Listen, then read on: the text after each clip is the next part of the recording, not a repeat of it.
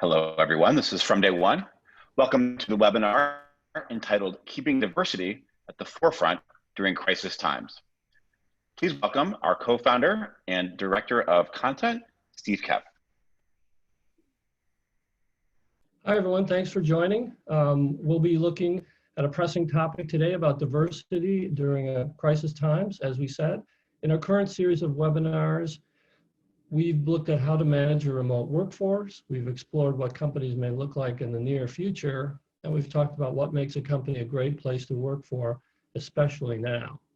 Today, we're looking at ensuring that diversity stays top of mind amidst social and economic trauma. Indeed, since diversity is a driver of business in our multicultural world, how can D&I still make progress when the bottom line is under pressure? In the midst of hiring freezes and layoffs, are there creative ways for leaders to keep making headway on inclusion, pay equity, coaching, and career growth? Before we dive into the answers, we'd like to thank our partners, Ceresa, Rethink Benefits, and the Purdue Cyber Apprenticeship Program for making today's webinar possible. I'll tell you a little bit about each one. Ceresa is democratizing access to truly transformative leadership development for all. The Ceresa philosophy is grounded in the holistic human needs of each individual with personalized learning journeys, executive coaching, external mentorship, a virtual and convenient delivery platform, and affordable access. In today's trying times, Ceresa sees a critical need for a whole person approach to leadership development, particularly for diverse groups. Rethink Benefits provides behavioral health solutions that leverage clinical best practices and technology to scale education, training, and intervention strategies to a global neurodiverse population. They support families with children with developmental and behavioral challenges at home and employers striving to be a leader in diversity and inclusion in the workplace. PCAP, the Purdue Cyber Apprenticeship Program, employers are beginning to recognize they need a new way to cultivate expert cyber talent. Using the PCAP program as a foothold, you can take the next giant leap toward bridging the workforce gap for a much broader and more diverse population of Americans. Before we start, a few quick logistical items. This webinar is being recorded and will be available on demand within 24 hours after the event using your registration email. You can watch for a written account of the conversation next week on our website at fromday1.co. At around 3 p.m., we'll have a Q&A session. You can submit your questions anytime using the Q&A button at the bottom of your screen. Now I'd like to introduce our moderator, the business journalist Lydia Dishman, who reports for Fast Company on tech and leadership, and has written for CBS Money Watch, Fortune, and the New York Times, among others. Okay, Lydia, over to you. Thank you so much, Steve. Thank you for having me again. This is a fantastic discussion that we have queued up for you all out there, and we can't see you, but we know you're there, and we are excited that you're with us today. I am, as Steve said, Lydia Dishman. I am a reporter and editor with Fast Company, and I cover workplace issues, and I have been covering diversity for about the past 5 or 6 years, and certainly always with an eye towards how it develops company cultures or doesn't. And this is an unprecedented time, but what I keep hearing is that there's never been a better time to focus on inclusion and belonging.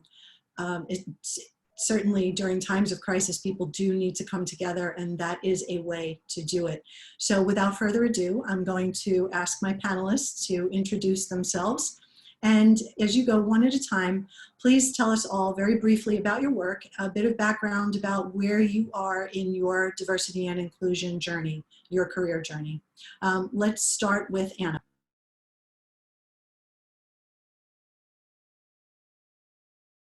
Thanks, Lydia. Can you hear me okay? Okay. Hi, everyone. I'm Anna Robinson. Great to be with you all here today. I'm the CEO and founder of Ceresa, and Steve gave you a quick overview. So just a quick recap. At Ceresa, we're really focused on democratizing access to truly transformative leadership development. And we have a very square focus on diversity, have done so from the beginning. So that's really designed into all of the research and structuring we do within our program. We use technology and data to really ensure that we can have meaningful impact at scale. So we kind of think of ourselves as a peloton of leadership development, making sure that it's affordable and accessible to all. Prior to this life, I was on a much more normal journey. I was a partner at McKinsey, regular corporate world. Part of my journey has been recognizing my responsibility to do something differently, that just me going through and being a successful leader may not be enough for my life. And so deciding to make that switch to devoting really my full energies to this mission, but also recognizing that I have a bubble of privilege, which feels like an even bigger bubble during times like this. So going on my own personal journey of understanding that privilege and making sure that where I have blind spots, that we're bringing other people along within our Ceresa team even to help towards our mission. Lori, why don't you go next?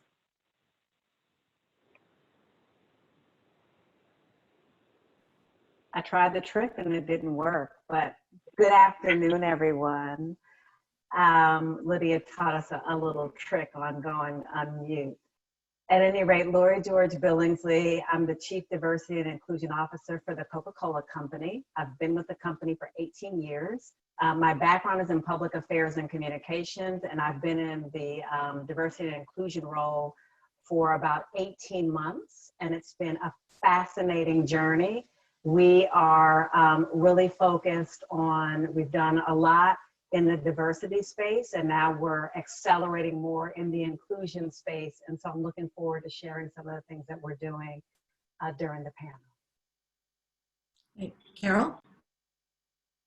Hi, good afternoon, everyone. I'm Carol Henderson, Vice Provost for Diversity and Inclusion, Chief Diversity Officer, and Advisor to the President at Emory University. Yes, I do have those three titles, and I do those three things. I have to say that I am new to the Atlanta area, having landed at Emory in August of last year. This has been quite a transformative year.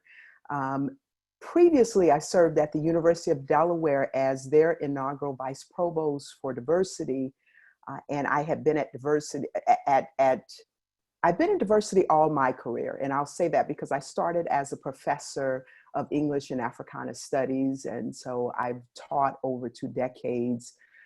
And when I think of my own journey through higher education, I was an upward bound baby, I was a Head Start baby, so if I were not a part of the pipeline, I'm also now cultivating that very pipeline that produced me, and I understand the importance of that pipeline. And so here at Emory, we're at a point where next year in the fall, we're going to begin the process of putting together a diversity action plan to guide the work that we're doing. So we're excited about that, even though these are tenuous times and transformative times if you approach it in the right way.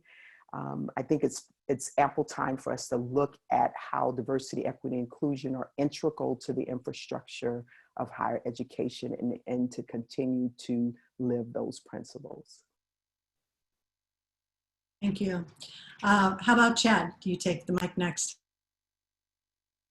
Absolutely. Hello, everyone. Great to be with you all. Chad Hugh, serve as the Senior Director of Diversity and Inclusion for YMCA of the USA, the support entity supporting all YMCAs in the US. There are over 800 independently incorporated 501c3 organizations chartered as YMCAs in the United States, serving 10,000 communities with a membership reach of 23 million, 9 million of those under the age of 18. We also have a wide presence in 120 countries around the world. We are a global movement dedicated to bettering humanity, empowering young people, and making sure that we bring people together of all walks of life to meet today's most pressing social needs. And let's not play, there are no shortage of social needs today being elevated by COVID. Born and raised in Honolulu, Hawaii. My husband and I live here in Chicago, where the weather is absolutely not beautiful. And have been serving on the Diversity, Inclusion, and Global team at YMCA of the USA under the extraordinary leadership of Linda Gonzalez Chavez, our Senior Vice President and Chief Diversity, Inclusion, and Global Officer for the last 8 amazing years. And Kevin Washington, our President and CEO, has really, in my opinion, set the tone for me, the Y moved from just the job to a career that I hope to have for the rest of my life because of those 2 individuals and the opportunity we have to truly be of all, for all. Amazing. And thanks for letting me know that the weather is not awesome there, because it's kind of awesome in New York for New York, and it'd be nice to be outside later. Jodi, last but not least, let's go over to Yeah, I'm thinking there's like a 6 degrees or less of separation with each and every one of you. And how do you follow the declarations that Chad had made about commitment to inclusion and diversity? I work for Sodexo, which is a large global organization that has quite an interesting history around diversity and inclusion. And anymore, you know, I think that we're all realizing, and especially in these times, the aspects of belongingness and inclusion, when done well, will oftentimes align with and make the rest of the system work well.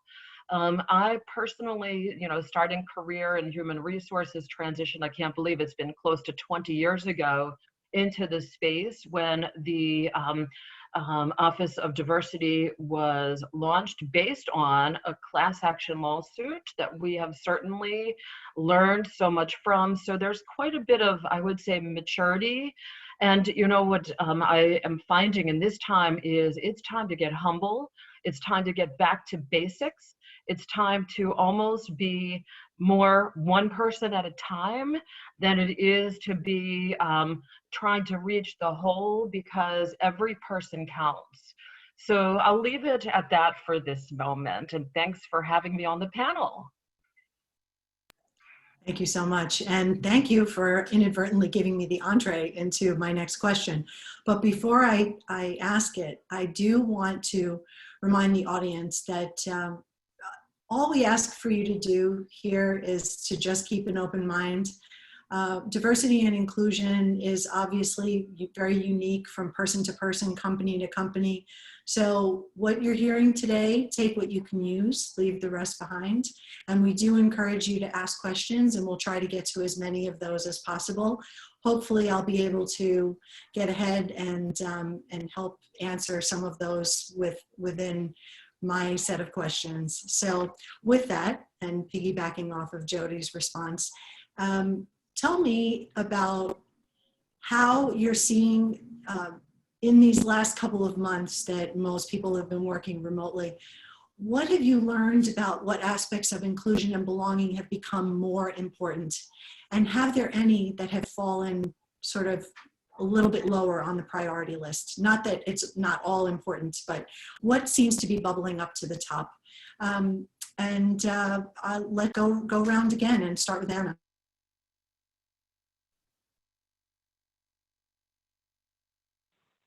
Yeah, it's really interesting. So to share, you know, we have a very data-driven approach at Ceresa. So from all the participants going through our program, we see their goals, what they're working on month to month. So we've been looking at and tracking what's been different in the last couple of months compared to before. And because we have diverse employees, it's interesting to see how that changes.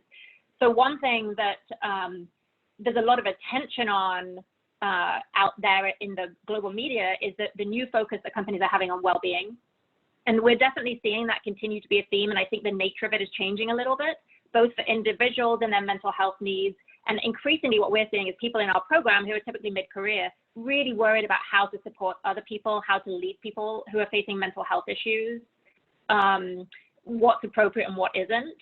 But I will say one of the things that I've always found really interesting is that has actually, when we look at groups of just when we look at women, that's been the #1 issue that they've all had as the goals they want to work on in our leadership development program, is balance, well-being, these kinds of issues. So it's been really interesting to see the dynamic of it change a little bit, but that actually, one of the things that gives me a lot of optimism is that seeing companies now pivot to addressing this, and much bigger companies being willing to go there, if you like, actually I think will disproportionately benefit more diverse people who have always had this need to take this much more holistic approach to building their careers. Interesting perspective. Lori, why don't you tell us what's happening at Coca-Cola? So I would say, similar to Anna, we definitely have seen sort of the whole mental well-being has really bubbled up to the top. And so we've stood up a whole work stream of folks to really look at that. But the other thing that we've seen that's really risen to the top is this whole desire for connectivity. And I think it goes back to some of the things we were all sort of sharing, this whole sense of belonging. People really are feeling isolated, being at home, not being connected where they can see their managers, or, you know, you can run into somebody in the hall and kind of strike up a conversation. So we've really been focusing intentionally on how can we make sure that employees and everyone, people leaders are staying connected and being inclusive in their connectivity so that people aren't sort of hiding behind this virtual, space that we're all in and not make meaningful connections, but really leaning in and making sure that when you're having meetings that everyone has an opportunity to speak up, that everyone feels like they're being included and that their voice is being heard and valued. Also, we've rolled out some things around people leadership and people definitions around, we've rolled out sort of what it looks like to be a leader at Coca-Cola, to have some guiding principles. And one of those guiding principles is around being inclusive. And so I would say, in addition to Anna with the mental health well-being, also this whole desire for connectivity and making sure that everyone still feels like they belong and they're sort of insiders and feel like they are still remembered as these different processes and things are happening. Absolutely. It's never been more important to make people feel like they're a part of something larger when they're sitting alone at their kitchen table or wherever they happen to be. Chad, I know that the Y has been having some issues, challenges, but tell me what you're seeing in terms of trends rising to the top. Sure, no, and thank you for teeing that up, Lydia. So YMCAs across the United States have really been, I'm going to use our CEO Kevin's words, devastated by the COVID-19 health and economic crisis. The estimate number that I saw, and it's in the CNBC article that quoted Kevin, was about 70 to 80% of all YMCA staff in the country have been furloughed or laid off. YMCAs had to close right away for the safety of communities. Some did so before their local health department required it, because when you think about the primary care that Ys provide, fitness centers, camps, group X classes, pools, it hit us hard. In addition to that, YMCAs pivoted very quickly to providing critical community supports in 3 areas: in our youth area, in our health and well-being area, and in our social responsibility area. So YMCAs are providing critical childcare support for essential workers and healthcare providers, tackling at the systemic and the programmatic level, which we know are both equally important but very different, food, housing, and workforce security issues. Also, providing virtual connectivity around times of physical distancing. Right now, I'm sure we're all feeling it. I'll be honest, I'm having a hard week. Some days are harder than most. And the workforce at YUSA has also been impacted. All of us have been working remotely since March 11th. Following the lead of our local Ys, 60% of our national staff are furloughed at this point. And so it's really become a challenging time. Now, diversity, equity, and inclusion has always been core to the foundation of the Y, to the mission as a community organization, as a nonprofit, but it's been amplified. And I have one story to tell around that. And so my colleague, Tony Kayumi, who's the president and CEO of the Ann Arbor YMCA in Michigan, her YMCA has an 85%, at last conversation, member retention rate. That's not holds, that's active members paying dues. Their building has been closed since March 15th. Now, why, you might ask? Because they have pivoted to providing critical community support and positioning at its very core their commitment to diversity, equity, and inclusion, which is not new, which has been foundational. They've been able to ask people to, and our hashtag is stay with us, to continue to engage and partner with the Y to help us provide supports for those most vulnerable during these challenging times. Important work for sure. Jodi, what trends are you seeing? So at Sodexo, because we are a solutions provider, quality of life for predominantly food service and facilities management, you can imagine that depending on our client circumstances, we mirror that. And so our employees and our workforce that's connecting in with hospitals and senior living are subject to being at risk and being very much essential. And I'm hesitating to even use the word essential because I could call myself non-essential at this particular point in time. And if that were the case, then why would we be having such a panel discussion? And then we have other aspects of the business like corporate services that are just like shut down. So there's a tremendous amount of our workforce that in these times is furloughed, or a temporary unit closure is leading to this layoff scenario for this period. And what we're working really diligently to do is stay in contact with those who are displaced at this point in time, to see about the potential for transition into business where there's certainly a need. And for me personally, the sense of having some ups and downs and trying to figure out what is my right place in the scheme of things. And so one of the things that we've done is we've been offering some workshops that I designed called Practicing Inclusion and Flexibility During Times of Crisis. And it's ranged from, we were doing it admittedly a little bit underground at first with our employee business resource groups, and then it wound up going somewhat viral and, you know, hitting 130, 150 individuals at a time that want to have a space to be seen and heard and to exhale. And we provide some resilient insights that hopefully will carry them forward, not only at work, but in their personal lives as well. And we've been doing work. I've had some responsibility around work-life flexibility. We call it FLOW, which stands for Flexibility Optimizes Work. And we've been at it in the States for at least more than a decade.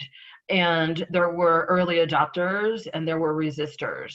And then blink of an eye, here we are. And I would proclaim that what we're practicing is not flow because it's imposed on individuals. So how do we help people to feel as though they can be as grounded as possible and connect with our values and our mission simultaneously? So high touch work with the employee resource groups and then expanding that out has proven to be really valuable. Excellent. Okay, over to Carol now. Trends that you're seeing. What is more essential now, and what has sort of become less of a priority with inclusion? Well, I'm hoping that what has become less of a priority is disagreement.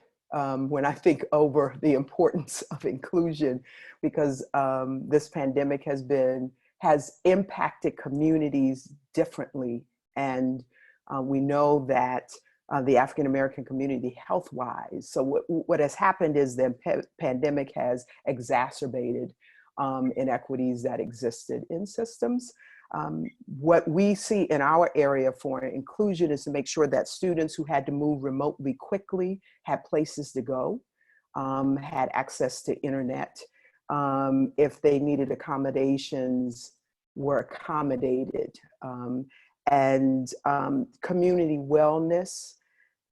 I also see a sense of belonging for faculty as well, who were thrust out of classrooms into a virtual realm.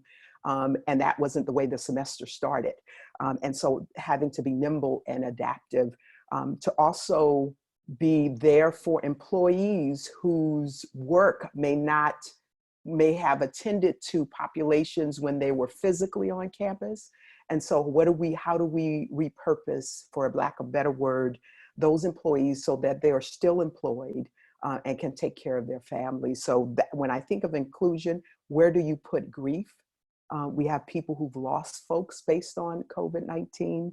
Where do we allow that space to breathe so that there is a communal healing for those individuals? That's what I see with inclusion as well. We have the healthcare side as well. So we have folks that are on the front lines of this. They're doing the scholarship, the practices. The CDC is an intimate partner with us. And so inclusion is that we're breaking down silos to work across barriers and boundaries in ways we may not have thought to do before. And that's the beauty I'm seeing of this. I'm seeing more patience. I'm seeing care for individuals. So instead of just starting a meeting to go in and say, okay, this is what we're going to do today, folks are pausing and saying, how are you today? You know, how is your family? Are you safe? So wellness becomes a community mandate, and it's not just something we have to say. So those are the things that I'm saying, and I am hopeful that this pandemic has allowed us to make those instituted things. They're not going to disappear with this, because I think we've learned a lot of lessons from this very moment about what inclusion looks like in action. It's not just a static word, but it's an action word. Absolutely. Before the pandemic, there was some discussions that I had in the course of my reporting and interviewing about accountability. And it seemed to be sort of the next step, like you can hire, diverse hire, hate that word, but what happens after these people come through the door? Now that everything is upended, accountability takes on a very different meaning. And it sounds like from all of your perspectives that a lot of this has been bubbling up organically. People want to take care of each other. And that sense of community that's prevailed, I think, for the most part across the country is really important. But drill down, especially for our attendees, to the point where you say, okay, who is going to be accountable for asking those questions? Like, do you have anyone in place that is making sure that the question of how really are you doing? Do you need anything, accessibility wise? Who is responsible for making sure that those conversations are taking place? Please, anyone jump in. I can take a first stab at it if that's okay. I mean, I think so. One thing is always giving grace and space, right? I'll share a personal story. Yesterday, we had a senior team meeting. One of my colleagues decided to start the meeting first time in a couple of weeks with "How are you?" And I broke down. I started to just sob, which I don't usually do on a team call, never mind on Zoom. And so I didn't realize all this pent up emotion. So I think accountability wise, the first thing I would say, we can't assume that everyone is at a mental place. For some of us, our defense mechanism might be we're plowing through. Give me an email, give me a project, give me a budget, I can handle this. The minute we stop and reflect, especially as Carol was mentioning, if you've lost someone, or if you have team members that are losing folks, it's real. And so I think that's one thing I would say about grace and space. The second is, in terms of accountability, crisis reveals core, right? That's something a mentor of mine said to me, and I've been championing it from the rooftops. So accountability really has to come from the individual. I'm sure we all on this panel and all on this webinar can think of instances where we expect of someone else that they would address a situation or an opportunity the way we would. And that's not fair to them, right? Inclusion is about meeting people where they are, not where we think they should be. And in this time when everything is amplified, when this Zoom call might be the only connectivity that some of us have to each other, we have to give each other grace and space and realize that sometimes how people want to react is going to be very different than how we expect them to. And the accountability has to be based on what is real for them. Yesterday, I didn't want anybody to hold me accountable to one of the expectations of being professional, because I wasn't. I just needed some time and space. And one of my colleagues texted me, and I quote, like he said, "You're safe with us, Chad. We've got you." And that kept me going, So I think accountability with compassion would be what I would say, if that would make sense. Yeah, that's amazing. Of course. Does someone else want to jump in? Yeah, I would say just a couple of things. And Chad, I haven't broken down and crying yet, but I've been close. So I'd say three things. One, in terms of the accountability, I shared earlier that we had rolled out some people leader guidelines. And one of the first things that we said was we want people leaders to be the role model. So it starts with our leaders. You have to show vulnerability. You have to show the authenticity and the transparency. And so I think part of what's happened is, you see people working from home, you see kids all of a sudden in the background. You're just like, oh my God, I didn't know that person had a kid. So there's like connectivity that you're seeing with being transparent and just letting it go and being really real and raw, like Chad was saying, with your feelings, with some of the emotions you're having, with some of the issues that you're having, and asking people to help you with that. So I'd say one is with people leaders being the role model. The other thing that we've done, similar to Jodi, we've opened up our business resource groups where, usually you have to be a member of the BRG, but we've opened it up to everyone within the company to be able to take part in. We've stood up weekly BRG-led chats where anybody can join in and all topics are on the table. So it's a safe place for people to share, to talk about, to best practice, sharing around things that people are doing. We've had people who have said, hey, I'm out of this. And we've had other people say, hey, I'll just come by and bring you, I've got some extra toilet paper. I'll bring it over to your house. And so I think it's, holding each other accountable, but also creating those safe spaces where people can come together. And then the third thing I would say is we're also doing pulse surveys where we're really trying to pulse in and out to figure out how people are doing and how they're feeling. We're asking some very intentional questions around that so that we can get a sense of how folks are doing and maybe some of the things that we need to be doing to help them during this trying time.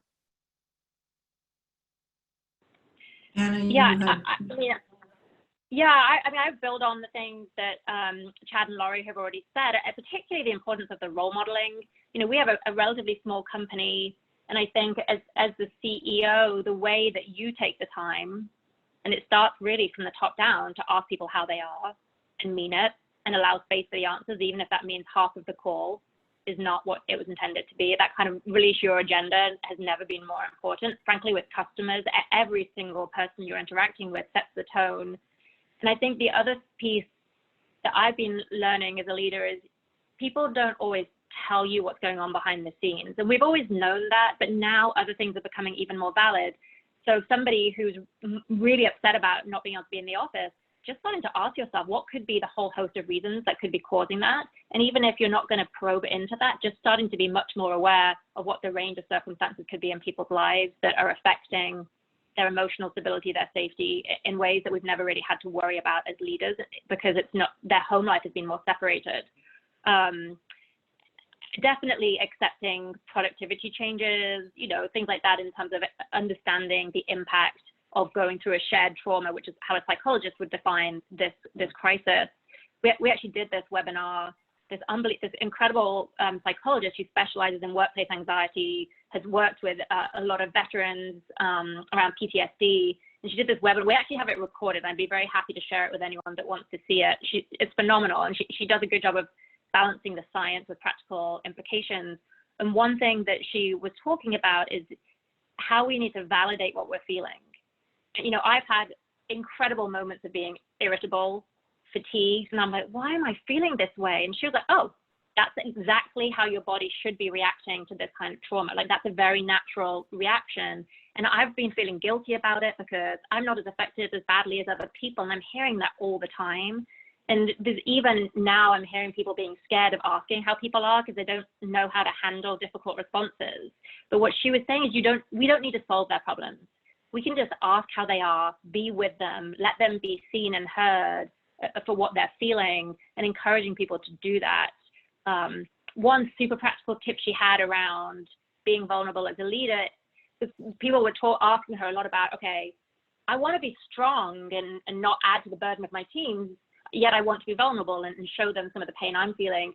And she suggested that showing your vulnerability, but showing how you're addressing it as well, is a really helpful way for a leader to show up, because you're showing you're human, that it's okay to have those feelings, but that you're also being proactive in getting the help you need, and you're not making it an additional burden on the person on your team.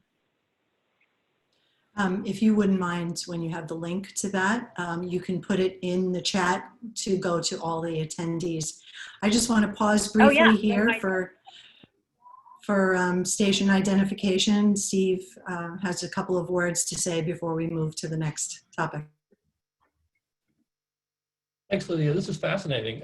Thank you all, and thanks for everyone for coming. I just want to remind everyone joining our webinar in midstream that we're from day one, and we're exploring the topic of keeping diversity at the forefront during crisis times. Our sponsors are Ceresa, Rethink Benefits, and PCAP. As a reminder, you can submit your questions at any time. Many of you already are, and that's great. And we'll answer as many as we can during the Q&A session. Now back to you, Lydia. Thank you.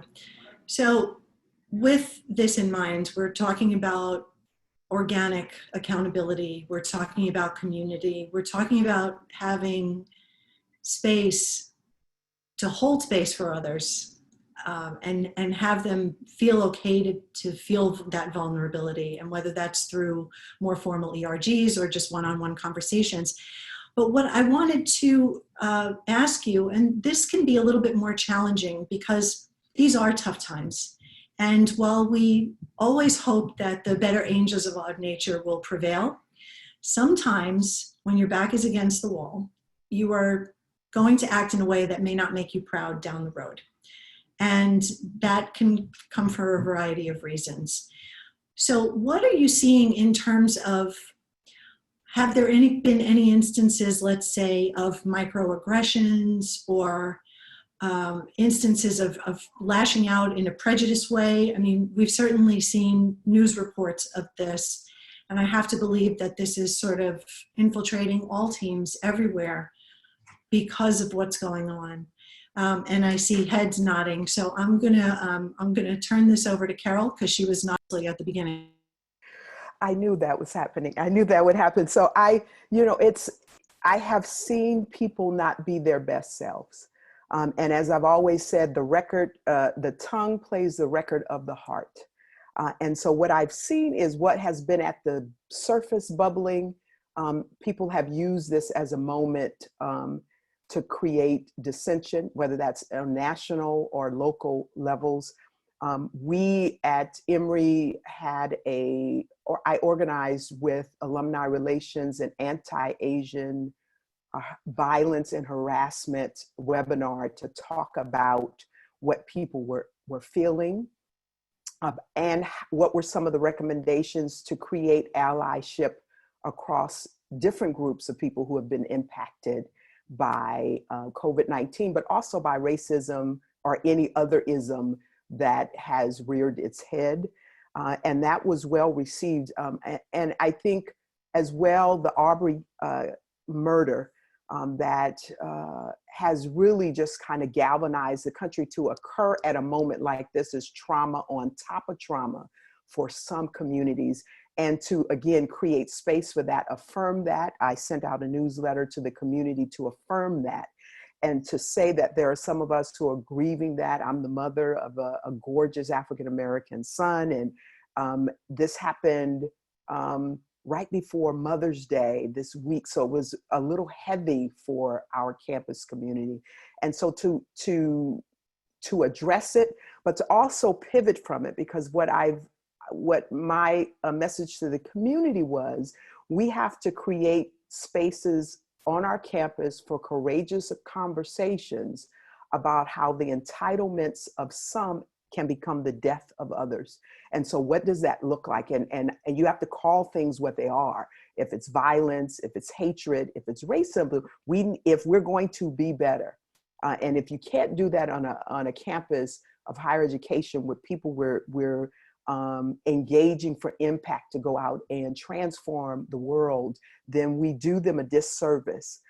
And so I'm proud that we have those spaces where we can have those conversations facilitated, and where people can really get to the root of what those are. So unfortunately, yes, Lydia, we are seeing people not be their best selves, but I will go back to something, and people are surprised when I do this, to go back to the founding fathers who, in their own conflicted way, owning people, yet stating, we hold these truths to be self-evident. And I usually hang a hook on that. These are things we know.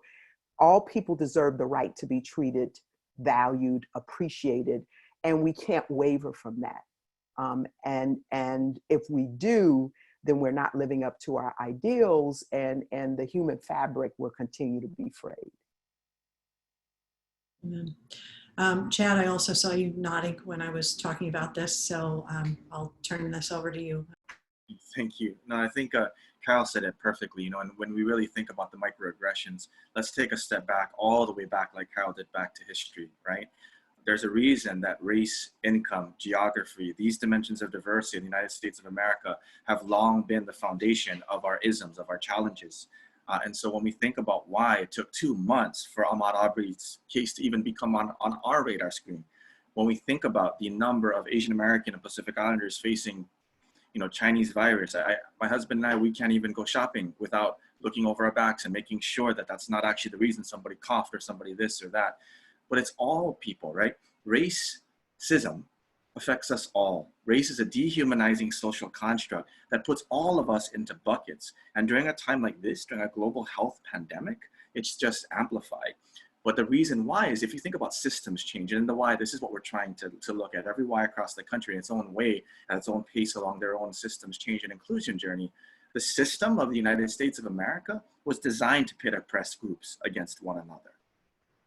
And so the current, and I'm watching my words here, please give me some grace as I journey through this. The current political context, regardless of where we may each fall along the political spectrum, gives credence to everyone, myself included, digging our heels in the ground and being absolute. Inclusion is about everyone being able to meet each other where they are. And that's an impossible dream and a fiercely needed reality. And that is what this conversation, I think, is lifting up. But microaggressions is a symptom of a broader system, is my point. And our companies, whether we're talking about Coca-Cola, Emory University, Sodexo, the Y, we can't fix society, but we can speak with authenticity about the impact that society has on the human beings that we employ, that we serve, that we engage, and not make people feel guilty for what they don't know. Ignorance is just ignorance, but willful ignorance, intentional ignorance. There's a difference there, if that makes sense. Sorry to be all intense. That's quite a question. No, that's totally fine. But I want to, for the benefit of our listeners, how would you say it would be appropriate to deal with something? We were talking just before this about when do you step in? When do you say something? And what do you say? That's, I think, the tricky part. And obviously you have to take it situation by situation, but if you have an example of a time where somebody was oppressing someone, somebody was, someone was a victim of microaggression, what do you say to the perpetrator? And how do you kind of diffuse that, especially in a virtual environment? So if I can step in, one of the things that I've tried to do with the work of inclusion is to try to keep an equity mindedness model part of that. And this goes back to your earlier question, Lydia, about accountability. So if there should be policies for us, policies, institutional values, and missions that we rest any action we do on. And those are the things that unite us as an Emory community. So we believe in social justice. We believe in respect for all. We believe in inclusion. We have a standards of conduct. Those, if we see microaggressions, and as a leader, and if you're practicing inclusive leadership, I have a colleague that says, what you permit, you promote. So if there is something happening and you as a leader, you don't address that, you have co-signed on it. And so going back to policy and principle, values, going back to institutional, whatever your conduct standards are, pivot from that, use that we use it as a teaching moment, a professional development, educational moment. We look at intent, and, I've recommended in some cases, if you are in a leadership position and you do not hold the ideals of what it means to be a leader, you may have to be set aside for a moment to reflect. I don't think we should be rewarding that behavior without there being consequences to that action. What do you send? What kind of message does that send to the person that it's been directed at, or to those individuals that witness it? And there has been no accountability for that. So I think there's a number of ways to handle it, but I think all of that work should be rooted in it's not about shaming or banishing someone. It's about helping that person come to their best selves, self-reflect, and guiding them through that, but also reintroducing that person to the community and acknowledging that the community has been impacted by that action. I think those are two things that have to happen in tandem, or I guess I said more than two, but those things have to be happening in tandem in order for impact to occur. Carol, I'll chime in here and reflecting on some of the ways that are practical interventions, if you will. One is that the reality of the matter is when you, regardless of the size of an organization, but when it's a large decentralized organization, it makes it even more challenging that we can anticipate and expect certain behaviors. We will not be in a position to change the value system of an individual, so we can hold one accountable for the way they show up and what is it that they're demonstrating. I think that the concept of allyship is absolutely critical so that others can intervene on behalf of somebody that may in fact be marginalized. And it has to come from leadership, some messages that demonstrate that at, for example, Sodexo, the mantra, at first it was like, well, what do? We were so discombobulated, as we all are. And the next thing that was stated was inclusion never stops. Even if we're standing down or in some instances sunsetting some programs that were highly relevant, and we're having to reconstruct what is the way forward. And I'll share one more that has been useful for individuals as part of the onboarding system is, or process, is to talk about, we say, ouch and educate. And that's probably not new, but it really does work. And it gives people an invitation to stand up for themselves and to become assertive about what their experience is. And it really has become part of the vernacular, shall we say, of the organization. Does someone else want to add something else to that? I just see all these vigorous head nods. Lori? Yeah, I was going to say only two things I'll add. One, when I first came into the role of diversity and inclusion officer at the company, I was going around doing sort of listening sessions with all of the top leaders within the company. And one of the very, very top leaders of the company, I was sharing, here's some of the things that we want to do. Here's some of the chatter that I hear.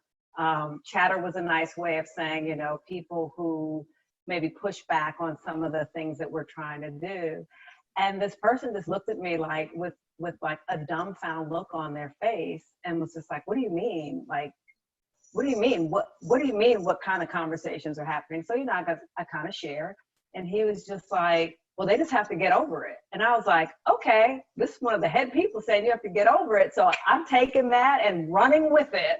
And really, to some of the other points that other people were making, really have taken that person in particular as sort of an ambassador because of the leadership level that they have, to really be, an ambassador for diversity and inclusion within their influencing circle, to be able to say things that I can't say because I might not be in the room when things are being said, and really leveraging that, because I think if you create an environment where people see like that is not okay, then it becomes now the new norm. That's not okay. If you are going to behave or have that sort of point of view, that is not something that we're trying to promote here at the company.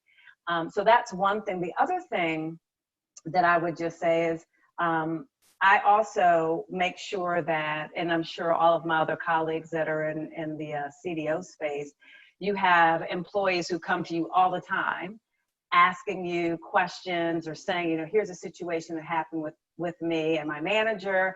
How would you suggest that I resolve this? So I think there's also then, at the macro level, but then at the one-on-one level where you're able to provide coaching to different employees about situations that are specific to them, and then to be able to take it a step further and go have a conversation with that person's manager to understand, okay, do you realize that when you said this is how this person perceived it? And I'm sure that wasn't your intent, because I always go in with positive intent. But in the future, you might want to consider and then kind of coach that way. So I think it's, at the leadership level, but then it's at the one-on-one coaching level as well. Laurie, just building on that, Laurie, about the importance of that management level. As all the companies we've been talking with, we talk a lot about how I'm almost contradicting myself from earlier when I said it starts at the top with role modeling. It does, but so much, especially the culture microaggression type issue we're talking about, actually happens on teams, right? Like just taking my own career, I started as a 22-year-old analyst in London, the managing director of McKinsey. What he did didn't really affect me on a day-to-day basis, but it sure did all the male managers I had who would sexist jokes all the time. I had someone tell me, "You're not as stupid as you look." And I was like, what is that? I mean, I didn't even think about these as microaggressions, but with hindsight, these things are microaggressions. But I think if you're addressing that management level, which to me is a combination of awareness, training, but oh my God, please let's start putting this into performance reviews, that we're actually tracking this stuff and it has real impact. Because if we're not holding people accountable to it in reviews, then the behavior won't change. It doesn't show you're serious about it. That to me is the biggest part of diversity overall. Not enough companies are putting it into people reviews, which is what people are really basing their behavior changes on. Absolutely. Oh, go ahead, Chad. I'm sorry. No, it's okay. Feel free to tell me to be quiet too, because I tend to talk a lot sometimes. I wanted to just give two sort of examples of tools that may be helpful as people are facing microaggressions, especially in the Zoom arena. The first is to not do it on Zoom, to be honest. We read into each other's faces. I'm reading my co-panelists' faces now. That's not helpful. One time I was so engaged in someone's face and I was like, your face looks like it's gonna speak. That's not what I meant, but let's take a step back, right? We're reading too much into it. But if we can ask for permission, so if I'll role play with you, Lydia. Lydia, do you mind if I share with you how I received that comment? And pause and be quiet long enough for the person to actually answer. And you watch for their nonverbals if you're watching, or you listen for the tone of voice, because sometimes it's not the right time, right? And sometimes, especially for people that have intersectionality across multiple oppressed dimensions of diversity, we get tired. If you have to deal with microaggression over and over again, you get tired. And I think I'm the only one on the panel that's not a chief. So I would imagine my chief, Linda, she hears this at the top level, but from a middle management level, we get smushed in between, right? So it has to come from the top and it has to come from the bottom. And we, all of us, have to be responsible for being able to navigate. And if I could just build on, Lydia, your words, because I think words are really important. I think I heard you say perpetrator, right? And I want to say, I think some people genuinely are perpetrators of racism, perpetrators of phobia, right? But not everyone is a perpetrator. Sometimes people are just unaware. And so to what Carol and Jodi and Lori and Anna were all saying, let's distinguish between the two. Let's not fault or demonize people who didn't know any better. But let's also make sure we take every opportunity to norm set so that they don't run to the same situation again. I always say, let's just try not to offend the same person 2 times in the same day in the same way. If we don't do that, then we're good, because we can give each other grace and space to be humans. And today, let's be honest, we all just need more humanity, more compassion, less intensity, and more love, if that makes sense. Oh, absolutely. And thank you for that. As a person who deals with words in their career, I do know the importance of how careful you need to be to choose the right words.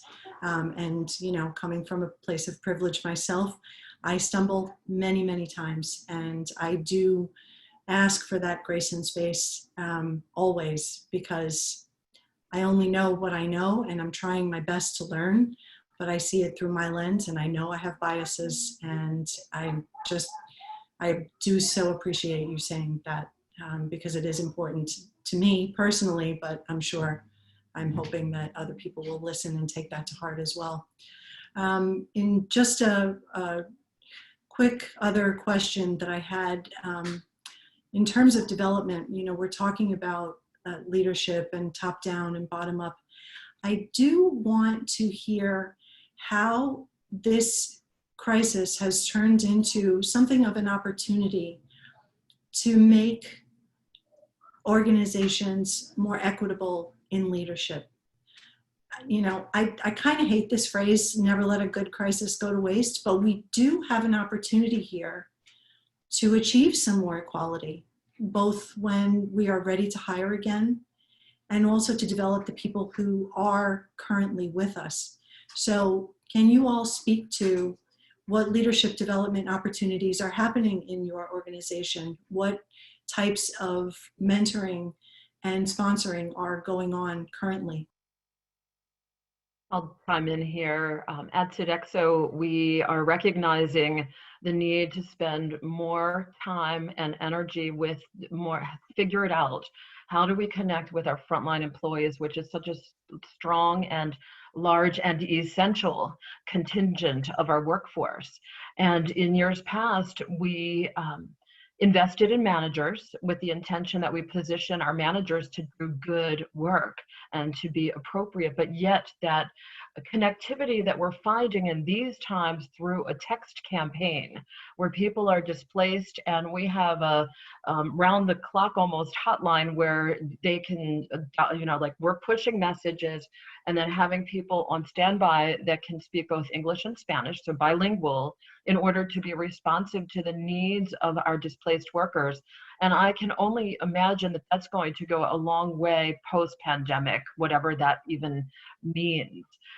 We're in the process also of redesigning. We have a program called LIFT. It stands for Leveraging Internal Frontline Talent. And it's mentoring that is designed exclusively for frontline employees or supervisors that have the desire for upward mobility. And so it's a meeting in a box kind of scenario that makes it easy and sets both the mentee and the mentor up for success. And we looked at it, it was like, let's dust this thing off.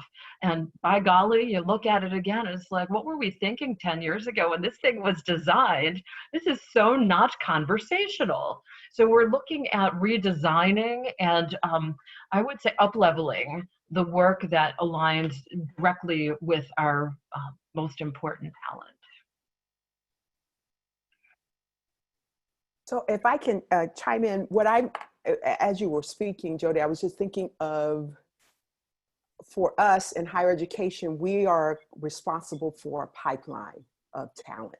And so it's not just the employees that are there, but those we are helping to cultivate and develop that are then go out and impact communities, transform world spaces. When I think of the pandemic, the individuals who are participating in that, who are developing vaccines, who are in the labs, who are on the front line, they had some connection to a higher education or educational space. And for me, education is not just through the ivory halls of Emory, but it's also what my father said, there's a University of Hard Knocks too. And, we get education that way. So it's not how those two blend and come together to produce this wonderful individual who can then speak to inequities and systems that pose barriers for change. And so for me, it's the intercultural competency moment where we cannot produce scholars who are not used to working across boundaries for different groups of people. And this is also a time to think about how managers can look at their own talent pool, to also think about what are those principles governing those spaces, and to also think about how can I transform my leadership style to recognize the talent in others. I think you get to decide what kind of leader are you? Are you a servant leader? Are you a micromanager? Are you authoritative? All of those things, I think, and also looking at the affirmative action plan, goal areas, looking at equitable salaries. There's a lot that can be done at this time as we pause, and that the entire world has been put on a transformative pause. I think what would be a tragedy, besides the loss of life that we've seen, would be to come out of this and still do things the same way you did before it happened. I think that would be it would just be, I can't wrap my brain around that, how you as a business would not transform yourself at this moment or take moments for reflection to create career ladders for people within your organization who can then help build a stronger organization.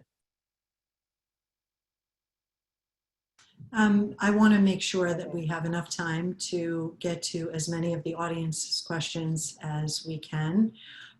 We do have a number of them. Some of them are similar, so I'm going to group a couple together. And the first one I want to go to is to what Anna was saying about adding things into performance reviews. So we have Sherwood and Sarah both asking about incorporating D&I into performance reviews as a way to motivate behavior change. And they both want to know some suggestions on how a company could do that. How would you effectively track and measure? And what questions as examples should be asked in those reviews? Go ahead, Chad. I can add on my perspective after you go ahead. Sorry, I don't know the etiquette of some of this sometimes. Thank you, Anna.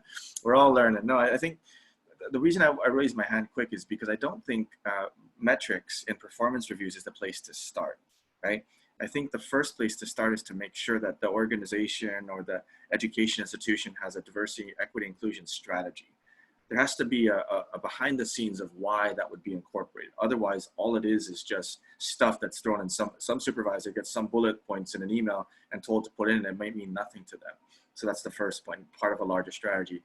The other suggestion would be co-creating it, right? I think the most effective human capital, human resources, people, culture, whatever we're calling that field nowadays, the most effective officers in those arenas don't put it sort of a descend on down. They empower every supervisor, no matter what level, no matter how large the organization, to co-create. I did, and I don't remember what I called for. He took the elevator. Sounds like somebody needs to go on mute. Yeah. You want a conference call? I was. Mm-hmm. Said I was. Somebody's having a good old time. Yes, they I are. forgot. Girl, alrighty then. Okay. Can help for someone. Okay, I'll just finish up the thought and then. So basically what I was saying is just really co-creating it, empowering every supervisor from a lens of human resources to co-create what those goals are, and then to pilot it with one group or one department or one line in a business stream as opposed to trying to go macro level. So that way people are invested. No one likes to get told, here's a diversity priority, go do it. That's kind of counterintuitive to diversity, equity, and inclusion of what it is. Sorry about that, Anna, please go ahead. Yeah, no, I mean, I 100% agree that in isolation, it's not going to be effective, and the strategy and actually the business rationale, unfortunately, has to be a part of it as well. We can come back to that maybe, because I think what I'm really concerned about is how that's changing. Like, a lot of the focus that's been used as a business rationale in the last 10 years has been the war for talent. And as people are now entering more of a buyer's market for talent, I worry that we have to be really clear on what the business case is, so that's not used as an excuse. But just, I mean, specifically, I love the idea of having people kind of co-create and design bottom up some of the targets, and just super practically have things to start thinking about. There are companies who track percentage representation by team level. Not everyone is comfortable doing that. Quotas is a very controversial topic, and this isn't necessarily, you don't have to have it as a quota, but some people do track it and explicitly have that as something that is being looked at least. So there's at least transparency if it's not part of a performance review. But the other piece is the importance of 360 feedback. I mean, this is where, you know, there's some concerns with feedback that can become gendered or based on race, where you get, like women, for example, get 1.4 times more subjective critical feedback in performance reviews. So we have to be really careful how you do it, but making sure the person is getting that complete review of what it's like working for them, as well as being reviewed from above. I mean, it sounds so obvious. I'm sure there's a lot of HR, D&I folks who already are using it. But for sure, in my prior background at McKinsey, that was a really critical component. And actually, you were very much, your overall trajectory and performance was very dependent on either outperforming on a sort of people culture level, or actually you were really held back if you were perceived as having issues with that as well. It's, you know, we do a 360 review as part of our process at Ceresa that touches on some of these issues, and it's always so interesting to see what the blind spots have been for people. And it can be a helpful way also to have it validated, where if it's just one person, you know, the idea of, I heard you say this, or you told me this, and it landed on me like this, they can be very in denial of that. But if it becomes a pattern they see from multiple people, it can be helpful for people to realize those blind spots. Anyone else want to If we have time, I would just add a couple of things. One of the things that we have 2 aspirational goals. One is around being 50% led by women. at the leadership level, and then also to mirror the multicultural markets, the US population, workable population, multicultural market within our four walls. And so we have a people scorecard that every manager, from a group level and a business unit level, they get their scorecard quarterly that shows where they are at both the gender and multicultural level. And so that's one thing, and we review that with them along with our HR partner for that particular group. The other thing I would say is we also hold unconscious bias trainings or educations before our leadership teams go in and have conversations about their people, so that can kind of be fresh on their mind, some of the triggers that you unconsciously have. We all have unconscious bias. And then the last thing I would say is we have upward feedback that is given every month. So we used to do just 2 reviews a year, a mid-year and then an end of year. Last year, we moved it to every month. You have your employees give you upward feedback, you give your manager upward feedback, and then you get a trend line that shows you on a number of different topics, including our 4 growth behaviors, one of which is around inclusion. So every month, you're getting feedback on how you're doing in the inclusion space. And so those are 3 things that we do from a measurement perspective to advance diversity and inclusion. Go ahead, Carol. And what I would add to that is I think it's important when leaders are put into position to have a toolkit. So what I've been amazed is that people just plop folks in leadership and say, you'll figure out what the diversity, equity, inclusion part is. And then we assume everyone has the same common language or understanding of what we mean by diversity, equity, and inclusion. So I think in the onboarding, as part of the tool development or educational professional development for leaders, before they, even if it's that coaching for a year, 6 months, diversity, equity, inclusion, proficiency should be part of what it is to be a leader before you can measure them in what that is. I think there needs to be, and I'm going back to something Chad said earlier, and I think Anna and Lori have mentioned this, is there has to be a culture in the business for diversity, equity, inclusion that is also known and acted upon from the top down. Everyone needs to be held accountable for that. And the other thing I would mention is it also has to be diversity beyond the numbers. So that was my hashtag coming in, was so diversity is, we got the numbers, we can check the box, but what about climate and culture? What about career ladder? What is the accountability measure that we're using to make sure that we're creating a work environment, a learning environment for people to thrive, to feel valued, appreciated? So I think that needs to be coupled with that or linked with that. And I'm sure when we talk about climate and culture and inclusion, what that means as an action word, it's not just, I went to a webinar today on diversity, equity, and inclusion. I can check that box. My question would be, how did you apply what you've learned, knowledge application, to transform the unit that you're going back into? That's an important point. And I think that these next couple of questions, which are somewhat related, also call for actionable advice from the audience. One is, what tactics have you used successfully or not to get people with privilege and power in the room involved in these issues? So I'm guessing that that's like, how do you get buy-in? And then the other is, how do you manage employees who are resistant to D&I initiatives? And so again, I think what we could use here for the audience is some actionable advice. And Carol, you're smiling again, so I'll toss that to you. I smile because I get that question so much. What do we do? So my comment is this: we spend so much time focusing on resistant people. My comment is, I believe that the world, if I look at 100 people, 30 of them get it. There's about 65 that are on the boundaries. They're not sure what to do, how to do it. I go after those 65. The 5 that are not going to be on board, my comment to them is the train has left the station. This is part of the institutional mission. We'll circle back around and come pick you up. We'll give you an opportunity to find your way here. You may never reach them. And so are you going to, tie all your resources to that? I think going back to what we've been speaking about, if it is part of what it is to be a leader, and this is a person that is resistant, that needs to be part of their evaluation as a leader. It's not about the fact that they don't like diversity, equity, inclusion. It's the fact that inclusive leadership calls for you to do this as a leader.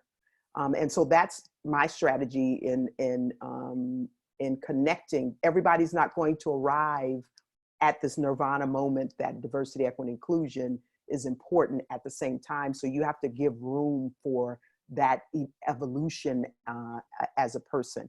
And so I think your second question was resistance and getting people in the room that are privileged.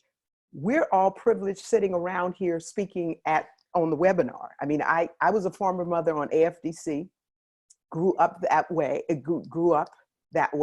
And I realize now as an administrator, a professor, I am a woman of privilege, even though I've had that in my background. So getting people in the room with privilege is to have a common ground understanding that we're coming into the room to come up with a way that we as a community can coexist in ways that appreciate all the distinct gifts and talents people bring in the room. And to understand what privilege really means. I think there's a lot of racial tones to privilege, but there's class, there is geography, there is our educational. I was educated at a public school. I now work at a private. So there's tension there. What does it mean for folks who are educated at a private institution? So I think as a former professor and not knowing the background of my students who came in a room, we had an understanding that I appreciate you as an individual. And I think many people would come into the room if they knew that they weren't going to be targeted as having some kind of deficiency or lacking something, or that the way they grew up was just, made them a monster or some abnormal something. I think those are the fears that people have when they come into the room for that conversation. So we have to dispel all of those fears about what privilege is and allow people to have a self-reflective moment about that. Carol, the concept of privilege is loaded, is it not?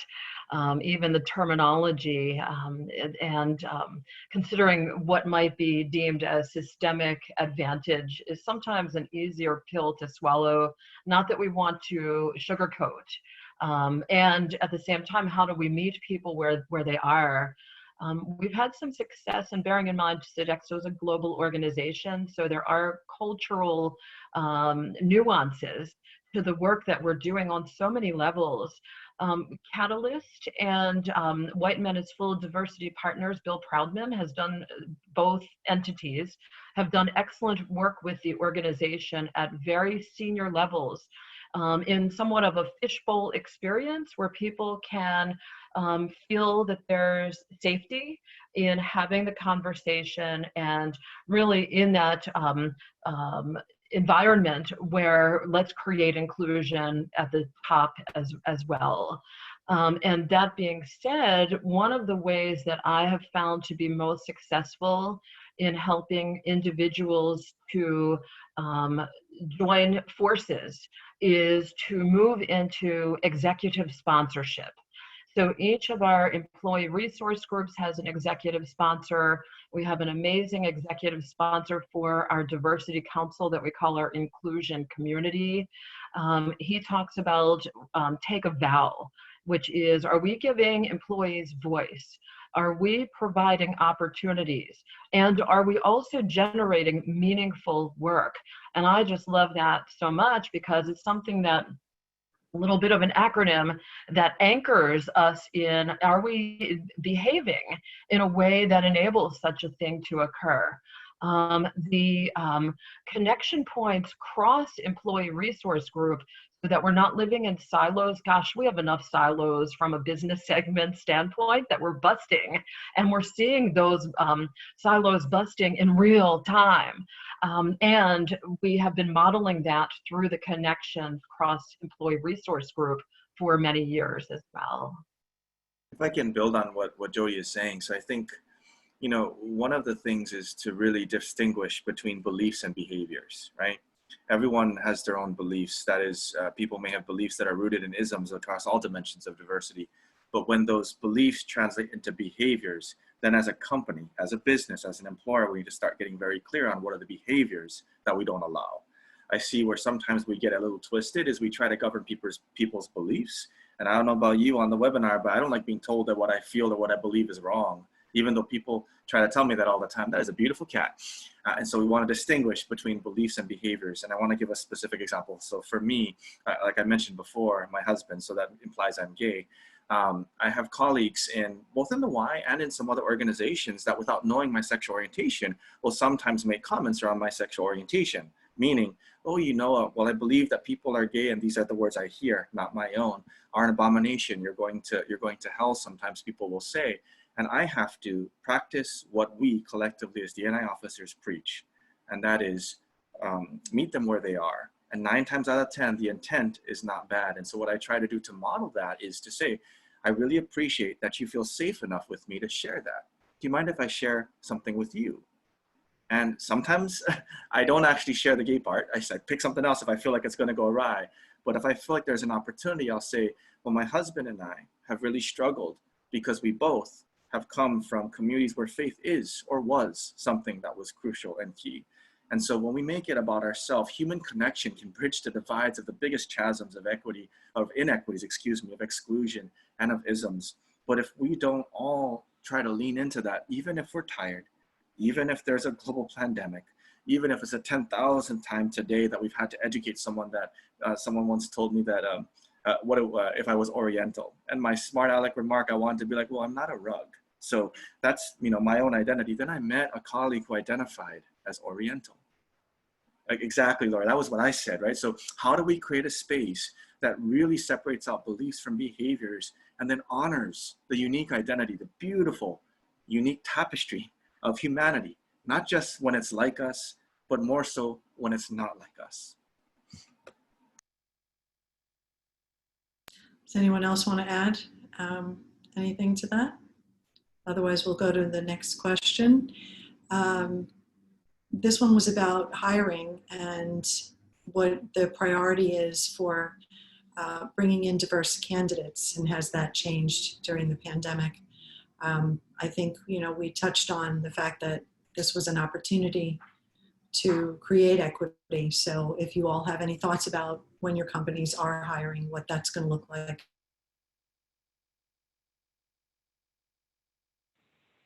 I mean, seeing across lots of different companies, it's definitely been interesting for us to see, even when you look at data, the biggest problems are actually not at the entry level positions. It's just the inequities start, you know, at the first time manager level. So while some companies, again, with that war for talent framing, have had a really big diversity push in their recruiting because it's fighting for talent, with that going away, what we're trying to make sure is that we keep this focus on how we're developing people. So, I mean, not to pivot away from the conversation on recruiting, if people still have ideas on how to make sure it's happening at that level, I really think the missing part is, and actually someone asked a question about L&D for diversity, is if we really want to get to this position of achieving much more equitable leadership, we have to be supporting people in much more equitable ways, which means supporting them as individuals based on what their personal needs are, providing training, support, mentoring in ways that actually fit into their lives, recognizing that they may not be able to come to a classroom-based session at 6 p.m. on a Thursday because of their personal lives.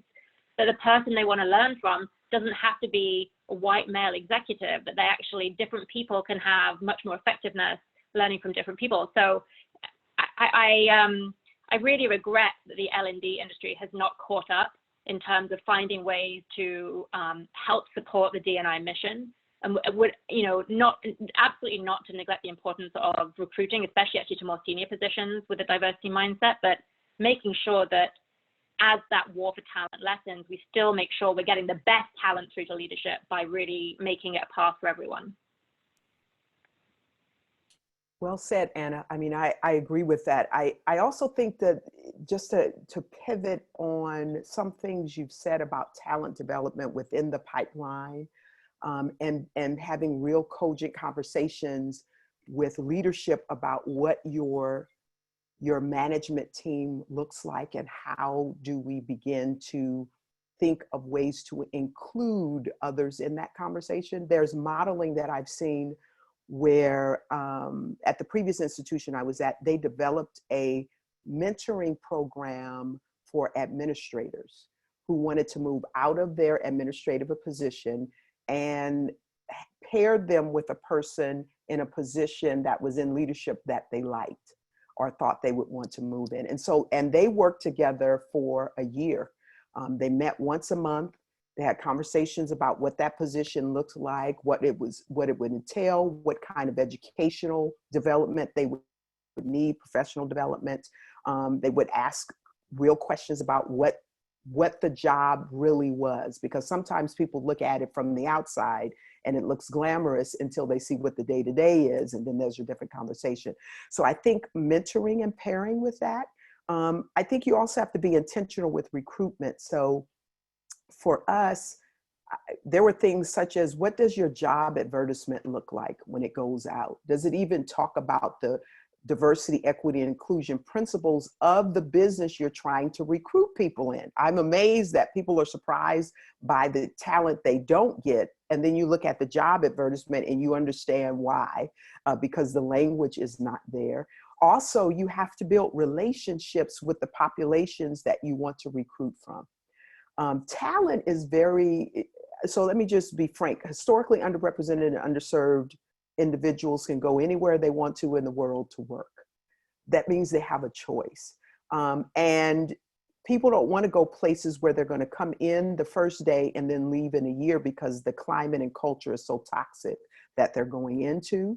So if you build relationships and you get ambassadors that know what that climate and culture is like, you can continue to cultivate a pipeline to build that. So that's what I would say about talent development, career ladders, and the language we use to recruit people. People don't want to be recruited because they happen to be a Black woman. People want to be recruited because the gifts and talents I have, the expertise benefits the business that I'm going into. So stressing that as well in recruitment, and making that part of retention, I think is key.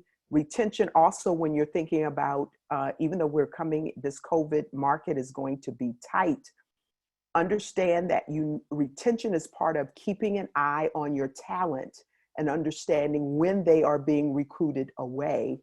And if you want to keep them, act like you want to keep them. So what does that look like?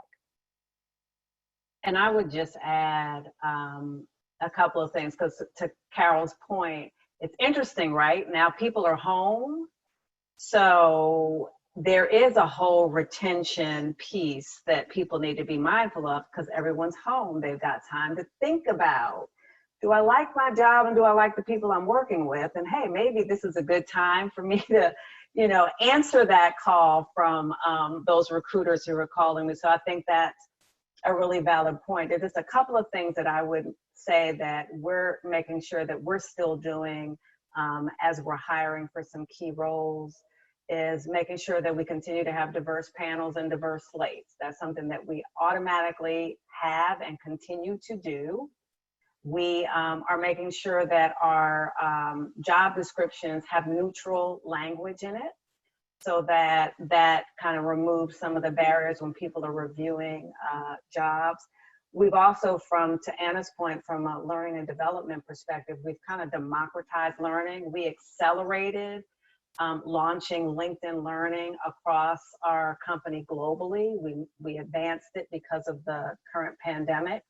And we're actually curating D&I playlists that we're sending out to people so that they can, put that in their offerings. And then the last thing I would just say, similar to Jodi, we have a sponsorship program for senior level women that are paired with our senior level executive leadership team. But we decided that we're going to actually roll out for our mid-level managers right now. We're going to roll out a sponsorship program that our business unit presidents kind of take on board. And so it's not just at the senior level that we're looking at. We're now kind of doing a click down to that mid-level manager. So to your point that Jodi was making, that people feel like they've got some advancement opportunities and that they're not being looked over. So those are just a few things that we're doing at COAT. If I can add to that, so I think when we think about hiring and we think about retention and we think about all the pieces that come along with that, we often, I think, need to think about two different buckets, right? So I'm going to use an analogy, the seeds and the soil. This comes from one of my mentors, Keisha. So seeds are the people we're trying to recruit, right? Is it the right type of seed? Is it going to grow into the right type of plant? Does the seed have the right, I don't know, color? All these different things. The soil is the DNA, the systems, the culture of the organization. Sometimes we're so focused on the seeds and we wonder why the seeds don't grow, why the seeds leave after a week, why the seed that we thought was going to become a broccoli tree, if that's a thing, or instead it becomes an asparagus tree, if that's a thing, right? We don't get to control the seeds. What we can control is the soil. And so oftentimes I think companies and organizations, including the Y, need to look at the soil and the seed, two halves of an equally important whole when we think about hiring, recruitment, and retention. The other piece that I would say too is we oftentimes saddle all of this with HR, and it is not, right? Every human being in any company that has a supervisory responsibility of one human or more is a part of the company experience, is a part of the organizational experience. When DEI is, and I saw a question in the chat there, if DEI is just one person, that's not going to work, right? If DEI is one person who has the ability to weave it in like a strand of inclusion throughout the entire soil, to use an analogy, then we're starting to talk about something, if that makes sense. Just to offer one super practical thing for people, it's great hearing more and more examples of companies that are doing things like mentoring and sponsoring programs, because we know the research shows they're so critical, especially for more diverse employees. One thing we have found that it sounds kind of obvious, but it's probably the biggest point of failure in most programs, is that the participants are not prepared. So if you were going to be implementing and spending resources on those kind of programs, making really rigorous requirements that help the individual, it's not just showing up prepared, but actually doing some of that self-work that's required to figure out what their needs are, what their goals are before they show up to that first mentoring or sponsoring session. That makes an incredible difference. And the number of times it doesn't happen is absolutely unbelievable. But that makes a difference between people feeling like they have to do this, but it's not really going anywhere, to actually it being quite transformative. And just to add to that, Anna, so I'm assuming you're mentioning the person, but also the person doing the mentoring, because that person needs development as well, because sometimes we can, loose lips sink ships, as they say, and sometimes the mentoring can go awry when people assume certain things. Yeah. Yeah, a couple of things that we think about that are really critical in this dimension that can be implemented in any program. This isn't about trying to promote our program over others. One is the preparedness. And actually, to your point, the participants showing up prepared is one side of it. Them letting the other person know in advance what they want to talk about, let the other person show up prepared too with relevant things they want to share. But one thing that we push, I think, and sponsoring is a little bit different, right, in the nature of it and what it's going to do. With mentoring in particular, some kind of training orientation can be incredibly helpful around the confidentiality and things like that, and being very clear on what the roles and expectations, time commitments are, putting time bounds on things. But one of the most important things is sharing experiences instead of giving advice. And it's one of the hardest things to do. So letting the other person own their own answer. So that's what people want. They want to be able to learn from someone else's past. Sometimes they think they want people to give them the answers, but it just never works. You have to own your own answers. So we really push hard with our mentors on how to share your own experiences. And frankly, I think a lot of women have a hard time doing that because it starts with I. You're putting yourself at the center of a story. So it can take some real practice. Even you think you're saying it with an I, but you start saying, well, if I were in your shoes, here's what I would do. And it becomes advice. So it's hard to implement in reality.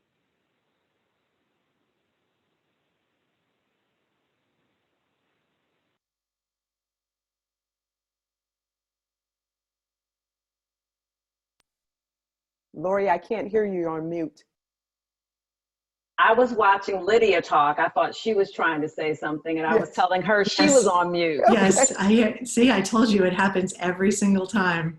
Something. I thank you all for sharing the space with me and for providing all of these personal stories. I am so grateful to have been a part of it and grateful to know all of you. I'll turn it over to Steve. Thanks, Lydia, and to our wonderful speakers. That was a great conversation. Thank you also to Ceresa, Rethink Benefits, and PCAP. They're our sponsors, and to all of you who participated today. If you'd like to join us for more virtual events, you can head to our website, fromday1.co, and check out more of our upcoming webinars. I noticed in our abundant questions, some people wanted to know more about employee resource groups. Well, we'll be actually devoting a whole webinar to that topic in a couple weeks. So go to our site and check it out. Thanks, everyone. Be well.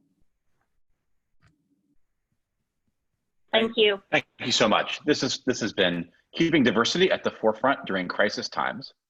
Please join us next week at the same exact time for our webinar, Recruitment in the New Normal. Information on that webinar and all of our content and all of our webinars, virtual and live events, is available at fromday1.co. That's FROMDAYONE.co. Thanks. Thank you all. Thank you.